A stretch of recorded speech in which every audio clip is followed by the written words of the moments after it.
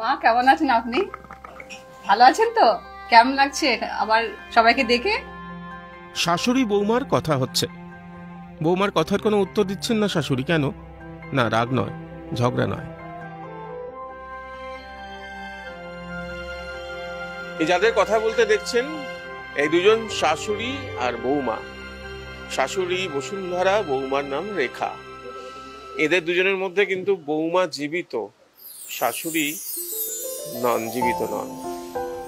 আসলে অনেক বৌমারা বলেন না, আমরা দেখি যে কবে যে শাশুড়িটা যাবে। ইনি একেবারে অন্যরকম। ইনি চেয়েছিলেন শাশুড়ি চলে যাওয়ার পর তিনি আবার ফিরে আসুন, তাই হাজির হয়েছিলেন এই স্টুডিওতে সুবিমল কাছে, শিল্পী, যিনি নাকি মরা মানুষকে বাঁচিয়ে তোলেন।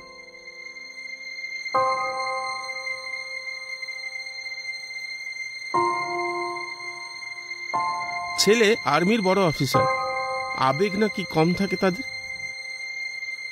কিন্তু এভাবে যদি নিজের স্ত্রী স্বর্গত মাকে ফিরিয়ে আনেন, তখন কোন ছেলেই বা ঠিক থাকতে পারে?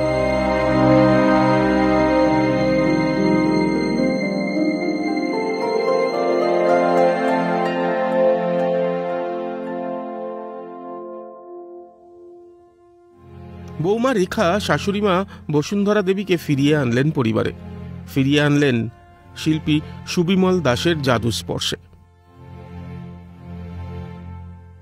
I would like to convey my best wishes and heartfelt thanks to Mr. Subimal Das, the artist to whom I have seen for the first time, and really it is astonished.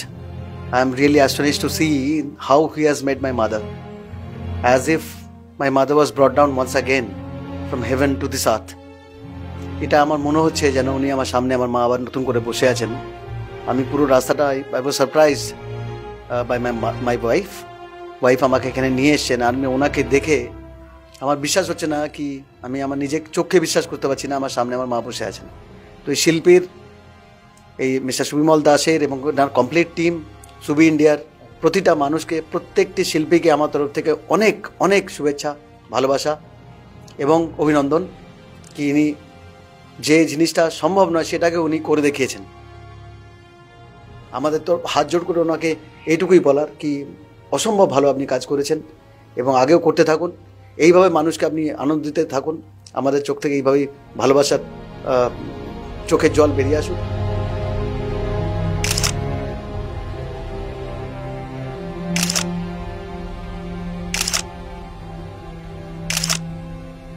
এই যখন কাজটা এলো তখন কি দেখলে যে শাশুড়ি বৌমা তো সাধারণত ঝগড়াই হয়, তখন কি মনে হলো যে বৌমাকে বিশ্বাস করতে পেরেছিলেন যে শাশুড়ির সম্পর্কে যা বলছে ঠিকঠাক নাকি?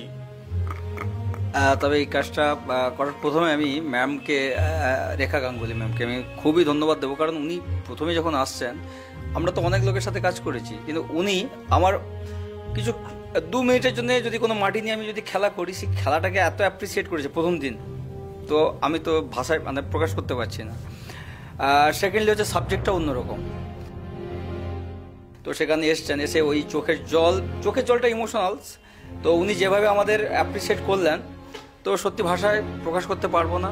আর প্রত্যেকটা সময় সাপোর্ট করেছেন রেখা ম্যাম আর এই তনিষ্ঠা, এই আমার থেকে বড় আর্টিস্ট, প্রত্যেকটা সময়ে এই যে ডিটেলিংগুলো আমার ধারণার বাইরে। কারণ এরকম তো কেউ করে না সাধারণত, খালি বলে যে এটা ঠিক লাগছে না বা লাগছে, কিন্তু এই যে ধরিয়ে দেওয়ার ক্ষমতা, এটা একজন জুনিয়র বলবো না, এই যে বয়স হয়তো জুনিয়র কিন্তু বাট কনসেপচুয়ালি সিনিয়র, তো উনি কাজ করিয়েছেন। কিন্তু সর্বশেষ এই কথাই বলবো, এনাদের কাজ করে আর 10টা কাজের থেকে একটু অন্যরকম ফিলিংস পেয়েছি আমি। কার সঙ্গে বসে আছেন? মায়ের সাথে। আর একটা জিনিস না বললে না, যেটা হচ্ছে যে শাশুড়ি আর বৌমার মধ্যে ঝগড়া থাকে, এই হচ্ছে পুরো উল্টো ব্যাপার। কি বলবেন এই সারপ্রাইজটা, মানে থেকে আশা করেন? হ্যাঁ, বিকজ আমার মা রেখাকে সবসময় নিজের মেয়ের থেকেও বেশি ভালোবেসেছেন। আমাদের বিয়ের আগে থেকেই যখন আমাদের একটা কোর্টশিপ চলছিল, সেই সময় রেখা আমাদের বাড়িতেই থাকতো, মায়ের কাছেই থাকতো মোস্ট অফ দ্য টাইম। এবং আমি সেই সময় বাইরে পোস্টেড ছিলাম। Once we came back after 2 years, after 2 years of courtship, যখন আমাদের বিয়ে হলো, বিয়ের পর থেকেই আমি মোস্ট অফ দ্য টাইম বাইরেই থেকেছি। ও মায়ের কাছে থেকেছে বেশি, মা ওকে চাকরিও করেছে, মায়ের নিজের মেয়েই হয়ে গিয়েছিল। আর মা খুব নরম মনের মানুষ ছিলেন, সবাইকে ভালোবাসতেন, সবাইকে কোলে নিয়ে বসতেন। মানে যখন এটা বানানো হচ্ছিল তখন আমি মায়ের সাথে এসে মানে আমি এটাকে দেখছিলাম, কারেক্ট করছিলাম মায়ের সাথে। তো ফার্স্ট টাইম যখন আমাকে মা নিয়ে এলো, মা আমাকেও এভাবেই সারপ্রাইজ করেছিল। মা বলছিল কি মুঝে তোমারা ডিসিশন চাইয়ে কিসি বারে মে। তো আমি মায়ের সাথে এলাম আর আমি বুঝতে পারছিলাম না মানে কি হচ্ছে। তো আমি তখন শুধু মায়ের ঠাম্মার শুধু মাথাটা হয়েছিল ভালো করে। তো আমি সেটা দেখে আমার মানে আমি যখন বুঝতে পারলাম কি এটা কি মানে মা করতে চাইছে, আমি মানে এইভাবে আমি কেঁদে ফেললাম, আমি এইভাবে রিয়াক্ট করলাম কি মামা খুবই রোনা আ গয়া। তারপরে আমরা কাজ মানে মায়ের সাথে আমি এটাকে দেখলাম।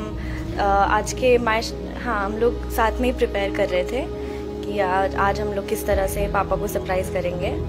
वही मेन था कि हमें पापा को सरप्राइज़ करना था, फैमिली को सरप्राइज़ करना था। ये फाइनल आउटलुक जो है इसका मतलब एग्जैक्टली जो रियल है वैसा ही लग रहा है वो। আমি তো অনেক ছোট ছিলাম যখন আমি ঠাম্মার সাথে থাকতাম, তখন সকাল থেকে বিকেল অবধি কোলেই খেলতাম শুধু। আর কখনো কখনো মানে যখন বাবার মা একটু বকে দিত তখন ঠাম্মাই আমাদেরকে বোঝাতো, বলতো কিছু হবে না। আর মা বাবাকে বলতো বকবে না করে। আর তুমি কি এখন সেই কোলটা ফিরে পেয়েছো? আমি ইয়েস, আমি তো জানতাম না অ্যাকচুয়ালি। আমার বোন আমাকে একটুখানি বলেছিল কি ঠাম্মার জন্য কিছু একটা হবে, কিন্তু এটা আমি জানতাম না কি অ্যাকচুয়ালি ঠাম্মাকে এমনি জ্যান্ত করে ফেরত পাওয়া যাবে। টিভি সিরিয়ালে বাড়িতে বাড়িতে শাশুড়ি বৌমার ঝগড়ার পাশে রেখা দেবী আর বসুন্ধরা দেবীর এই মধুর সম্পর্ক, এটাও সত্যি। কখনো ঝগড়া হচ্ছে নাকি সবসময় মেয়ের মতো পুরো? না, উনি একদম মা যে হয় যেমন সেই তেমনি উনি মা। ওনার মুখে কোনোদিন আমি রাগ দেখলাম না। এতদিন ওনার কাছে ছিলাম, মানে এত ভালোবাসা পেয়েছি, রাগ তো মানে কোনোদিন দেখলামই না। অন্তত আমি যদি কোনোদিন কিছু একটা কথা বলতাম সেটা উনি বুক বুঝে সহ্য করে নিলে কিন্তু কোনোদিন কিছু বলেনি। আর সেটাই আমরা সেটা শিক্ষা পেয়েছি। আর এতদিনে আমি এটা বুঝতে পারলাম যে আমরা যে ওনাকে 10 বছর হারিয়ে ফেলেছি, তো কিছু একটা আমাদের মধ্যে আমরা মিস করলাম, ওনাকে মিস করছি। ওনার প্রিন্সিপালস, ওনার আদর্শ, ওনার কিছু একটা আমরা মিস করছি। আর যদি ওনাকে আবার পেয়ে যাই, আমরা আবার একসাথে হয়ে আবার ওনাকে যদি ফিরে পাই, তো হয়তো আবার ও তো প্রতিষ্ঠাতা, আর আমরা ওনাকে আবার ওনার প্রতিষ্ঠাতে আবার ভালো করতে পারি।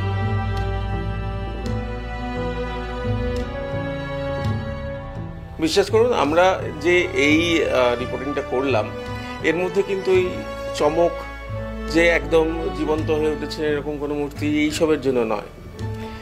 এটা বলতে পারেন অন্য এক বসুন্ধরার ছবি, যেটা স্বপ্ন আমরা দেখতে শুরু করলাম। আপনারাও নিশ্চয়ই ভাবছেন যে শাশুড়ি বৌমার সম্পর্ক এরকম হতে পারে। হ্যাঁ, হতে পারে। আর এই আশা নিয়ে, এই মেসেজটা নিয়েই আমরা শেষ করব যে এরকম সম্পর্কই যেন হয়, যেন প্রত্যেকটি পরিবারে বসুন্ধরা রেখা, জীবন রেখা উজ্জ্বল হয়ে ওঠে।